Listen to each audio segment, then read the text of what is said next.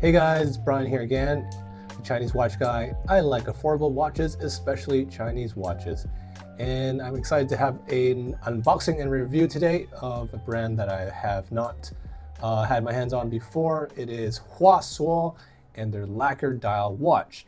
And why I'm really interested in this one is because that just a few weeks ago, I visited Kurono Tokyo, Shanghai. Yes, it's kind of a funny name, but it's Kurono Tokyo, the relatively more accessible brand of Hajime Asoka, the respected Japanese watchmaker. Their Shanghai boutique is their only overseas boutique. The staff there were great. They let me try on a bunch of watches, and they are really beautiful, elegant, quite lovely, and vintage inspired. The only problem with Kurono is that, except for a few select models, their watches are all sold out. And when they sell out, Mr. Hajime does not do reeditions. So yeah, they're basically gone forever unless you can find one for, an inflated price on eBay.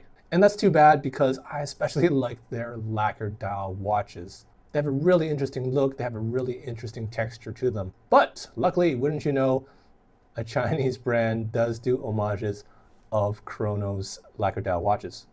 But before we begin, let me just say that this video is unsponsored.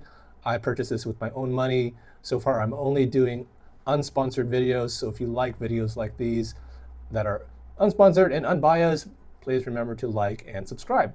Okay, so let's open this up. It's an okay green leather travel case, I guess. Inside, we have the branded cleaning cloth, an unsigned warranty card, a VIP card, and yeah, that is looking really special, really beautiful already. So why did I go with this particular watch? So Kurono has several models of their lacquer dial watches. One has that forest theme, which is green dial. They have the one which is a iron theme, and one which is like, I guess, a sunset red theme. And I believe that Huasuo does homage most of those directly, but not this. So I think this is actually, you could say, an original by Huasuo, at least in the color, and you could say like the theme of the dial here. And we'll get this plastic off. I really want to get a closer look at that dial especially. Oh, quick wrist check. I'm wearing my San Martin SN0116 world timer. Perhaps I'll do a long-term review of this watch coming up. But let's look at the Huasuo. So very beautiful dial. That red, you can tell it's something special going on there. It's more than just a red or even just an enamel dial. Something special going on. We're going to have to put this under a macro lens to get an even closer look. But yeah, so far, pretty lovely execution. It does have similar design, similar hands, similar case to the Kurono. Ooh, beautiful exhibition case back. Like that. I really like that rotor. So I did opt for the SW200 version because I think it's a beautiful watch that deserves a good movement. That is a good strap, good quality strap. It's white contrast stitching. It does feel a little bit, reminds me a little bit about like a handbag material. So this would be like, maybe feels like the strap of a handbag, not that it actually is. Okay, we can see a signed buckle. Now it does feel heavier than the Kurono did, but not too heavy at all. We'll get some dimensions from this in a moment as well. Okay, let's do dimensions. The watch weighs in at about 66 grams. Case diameter is just about 38.5. Just the same as a SIN 556, actually. Lug to lug is a reasonable 46.7 millimeters. Thickness is, looks like 11.6 millimeters. However, I'd say probably 2 millimeters of that is that top hat crystal. So far, my impression is pretty similar to the Kurono. The Kurono was 37 millimeters, almost the same. Yeah, I didn't get the exact weight of the Kurono, but it did feel a little lighter. I mean, not that this is heavy at all. The Kurono, I believe, was 7 millimeters minus the crystal on that. So even thinner than this, and this is already quite thin already. And inside we have an SW200. You can choose this with a PT5000 or the more premium SW200, which arguably is more premium than the movement inside the Kurono, which uses just a Miyota 9015, which is not bad at all. Pretty similar, or some might consider the SW200 as a bit superior to the Miyota. So pretty interesting considering the Kurono is priced over $2,000, and this is priced just over $400. You can see it has an interesting onion or maybe pumpkin crown, and that's a detail that the Kurono does not have. And I rather like it. I kind of like this over the more conventional crown that the Kurono has. It's unsigned, unfortunately.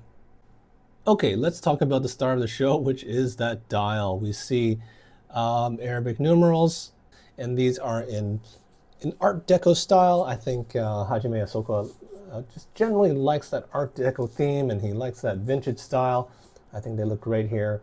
I believe the Kurono has their numerals slightly twisted clockwise to give it a bit more interest, but I'm fine with them being more conventional, more straight on here. At 12 o'clock, we see the brand name, Huasuo, in a cursive script. At 6 o'clock is this sort of gives the theme of the watch. The character is Yen, which is blaze. It's the character for fire, written 3 times, which forms the character blaze. And it's a positive word. It's not like a destructive word. It's a word that evokes warmth and passion. And I think you can just feel that, in the texture and the color of this dial. And again, I chose this because, this is not a direct homage of one of the Kuronos. The forest dial watch, I believe it's called Grand Mori in Japanese. That's a particularly popular one. And there have been reviews of that homage on the internet. But I haven't seen reviews of this particular watch. I think this one's a bit less common. As for the hands, we have a leaf hour hand, and a bit hard to describe the minute hand. Even when I asked the staff at Kurono, they didn't really give me a straight answer. Okay, let's take a closer look at the case. We see there is a very rounded bezel or top portion of the case. It's all high polish all around, except for the brushed top of the lugs. There is a nice polished chamfer that runs from the side of the lugs all along the case. And very subtle, there's a slight protrusion almost on the left side of the case, just to add a bit of interest. And we see how softly those lugs turn down in a very elegant way. Looking at the case back, as I mentioned, we see that beautiful decorated rotor. Not sure what the motif is, maybe a cloud or dragon motif. And we see the slightly decorated but standard SW200 movement below that. The spec sheet shows 50 meters water resistance and usual details. Kind of crude fonts, kind of crude printing, to be honest. Kind of like a mix of fonts. And notice while we're here, we do get, in fact, quick release spring bars. Nice to see. I already mentioned the pumpkin crown earlier. It's a nice touch. But with the SW200 inside, that means that we do get a go state position. The crown is not screwed down. And yeah, it does operate quite smoothly though. As for that dial, yeah, it's a really beautiful red. Under some lights, it has orange tones to it. Being a lacquered dial, it's not perfectly smooth, and that's actually kind of the appeal to it. I understand the lacquer process takes a month or more to complete with various layers, and imperfections happen easily, so imperfect dials have to be thrown out fairly often. Oh, and we do have Swiss movement printed below 6 o'clock. And I understand the versions with the PT 5000 have the same printing, which is misleading, but accurate in this case. The top hat sapphire crystal is more vintage fun, but I could have done with a flat crystal, to be honest. I think, just for the added thinness, I think I would have appreciated that, but I'm fine with this crystal as well. Oh, and one more detail about the hands.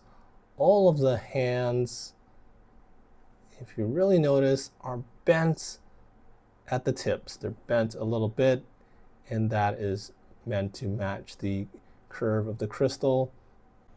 And here we see the watch outside under natural light. The anti-reflective coating is all right, if perhaps not the best. And here we see it on a beige suede strap. I think it's a good look for it. And if you're curious what it would look like on a bracelet, this is a Jubilee bracelet meant for the Seiko Alpinist. And I think it's a pretty good look. Good fit, well, maybe a 95% fit, but I hope you can get the idea. I can leave a link to this bracelet. Okay, and here we see it on a black leather strap. It's actually from Zin, one of my favorite brands. And so I think it looks good in a number of configurations. Let me know what's your favorite strap, your favorite configuration in the comments. Here's a quick look at the Lume. It does have Swiss Super Luminova on the numerals, and it does last decently. But as you can see, there's none on the hands, and so its use is kind of limited, perhaps in like low light situations such as these, but yeah, not in no light situations. You're not going to be able to tell the time. So let's talk about drawbacks of the watch. So as with all homages, it's not an original design. The layout, the concept is borrowed from Kurono Tokyo. However, there are some original touches, such as the theme and color of the dial. And at over $400, it is at the higher end of AliExpress watches, the higher end of most Chinese watches, excepting the more fancy, complicated ones. But as for my final thoughts, I think that as with most Chinese watches, it is a good value. It is overall a borrowed design, but it has some nice touches like the pumpkin crown, the display case back. The dial has some artistry to it. It has this vivid, organic feel to it. It's a little bit hard to describe. And again, if you want one of the original Kuronos, they were made only in limited numbers. They are sold out, and you'd have to get it for a higher price on eBay probably. And that would be many multiples of this watch. Okay, so I'll leave a link to the watch in the description. This has been Brian, the Chinese watch guy. If you like videos like these, remember to like and subscribe. If you want to support this channel, please consider using the affiliate link in the description.